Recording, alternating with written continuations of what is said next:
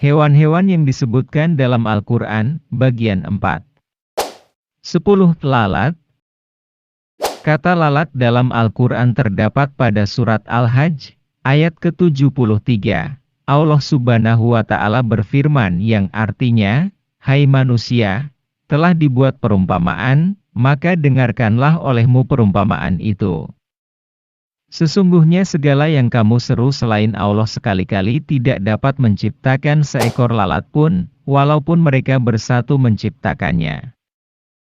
Dan jika lalat itu merampas sesuatu dari mereka, tiadalah mereka dapat merebutnya kembali dari lalat itu. Amat lemahlah yang menyembah dan amat lemah pulalah yang disembah." 2. Kera. Kata kera dalam Al-Quran terdapat pada surah Al-Baqarah ayat ke-65.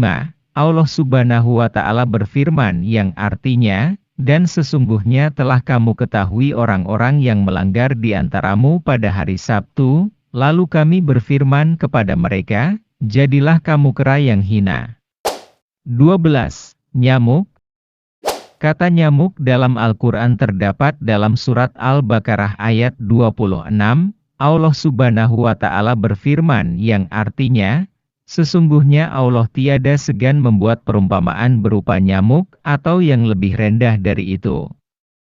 Adapun orang-orang yang beriman, maka mereka yakin bahwa perumpamaan itu benar dari Tuhan mereka, tetapi mereka yang kafir mengatakan, "Apakah maksud Allah menjadikan ini untuk perumpamaan?" Dengan perumpamaan itu banyak orang yang disesatkan Allah, dan dengan perumpamaan itu, pula, banyak orang yang diberinya petunjuk. Dan tidak ada yang disesatkan Allah kecuali orang-orang yang fasik.